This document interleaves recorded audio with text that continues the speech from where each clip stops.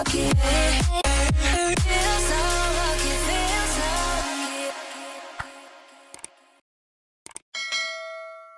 Hi mga Beshi Wap! Welcome back again dito sa aking YouTube channel. Kung bago pa lang kayo dito, my name is Nito Studio at syempre kung di pa nakapag-subscribe, don't forget to subscribe dito sa aking channel.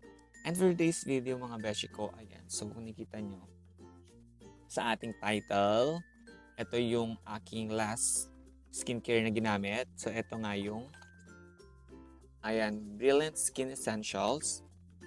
Ayan mga besh ko, ito yung rejuvenating set. So ayan mga besh ko, so nagamit ko lang to ng magwa 1 month ko siyang nagamit. And stop ko na nga siya. So pakita ko muna sa inyo guys yung laman neto ha.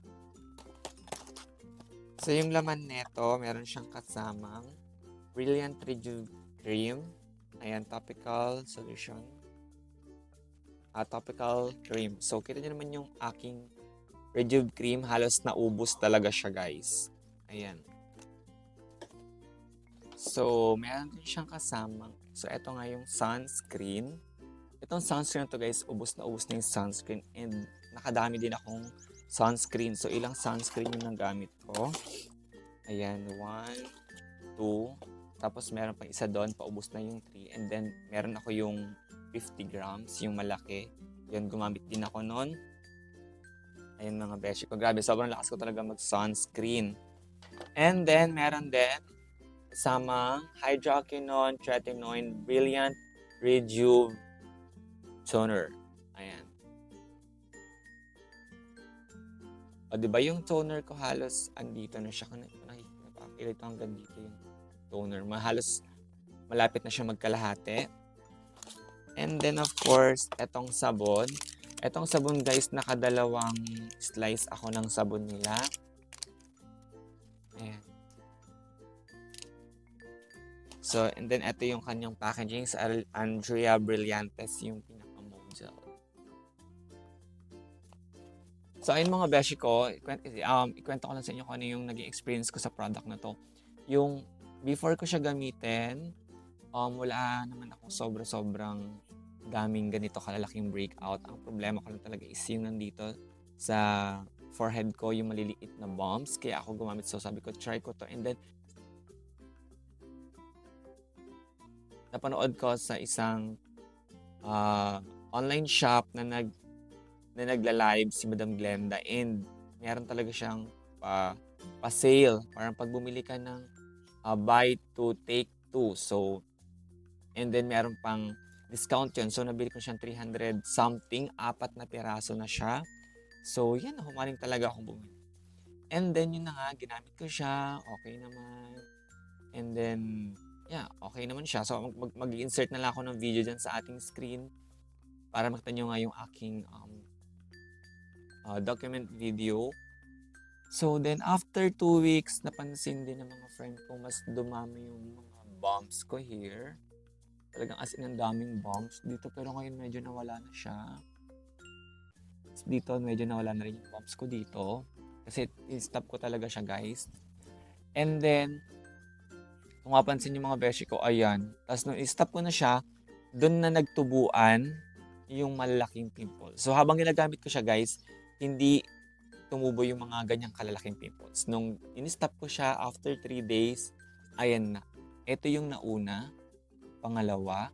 So ito bago lang to, pangatlo, pang-apat. Tapos ito nung nakarang araw. Meron pa dito na tuyo na and then sa leeg. So, ngayon, sabon-sabon na lang ginagamit ko muna ngayon sa aking skin. Ayan, medyo ano pang skin ko, medyo parang reddish pa nga yung aking skin mga beshi ko. Ayan.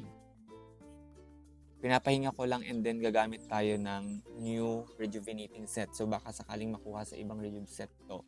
So, ayun lang guys. So, tamang-tama na tinubuan ako ng pimples para yung new rejuvenating set na gagamitin ko is makita talaga rin kung magiging effective pa talaga siya sa akin. So, ayan. Grabe yung breakout ko. First time ko tubuan ng ganitong sunod-sunod na kalalaking breakout. So, pag tutubuan kasi ako ng breakout, like, isa-isa, dalaw-dalawa lang. Kasi sabay-sabay, grabe. So, parang pag lumalabas talaga ako, nilalagyan ko na lang siya ng cream para hindi gaano mahalata.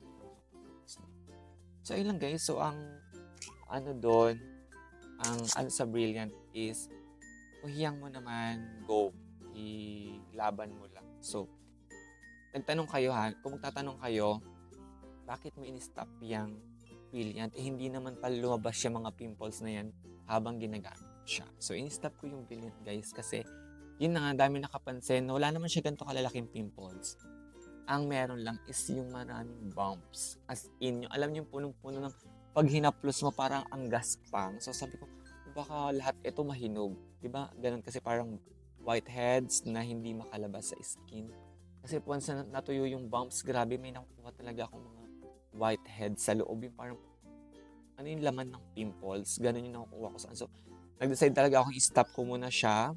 And then, after 3 days nga na pag-stop ko sa kanya, nagsilabasan yung mga malaking pimples. Although may mga nababasa na rin ako talaga na gumamit ng Brilliant. Then, after mga ilang weeks or ilang days, may mga breakout na silang tumutubo. So, ayun lang guys, magandang product ni Madam Glenda. Kung hiyang ka guys, good for you. Tuloy-tuloy mo yan. After 2 months, stop mo yan. And then, maghanap ka na ng mga pwede mong i-maintenance. Okay? So, yan. Kung di ka naman hiyang, syempre hanap tayo ng ibang rejuvenating set na may hiyang sa atin. Kaya ako pinagpapahinga ko ng skin ko. And then, mag-rejuve ulit ako. Sa ilang mga besh ko naman yung experience ko sa product na to. Hindi ko na inisa-isa kung ano ba yung mga experience ko sa cream, sa mga sabon. Hindi ko na ginawa ganun basta direct to the point agad tayo. Yun yung experience ko sa kanya guys. Okay? So yun lang mga besh ko. Thank you so much for watching. Kung hindi ka nakapag-subscribe, don't forget to subscribe to my channel. And also, i-click mo na ang notification bell para every nag-upload ako ng mga video, ay mo na-notify kayo. So yun lang guys. Thank you so much for watching and see you on my next video.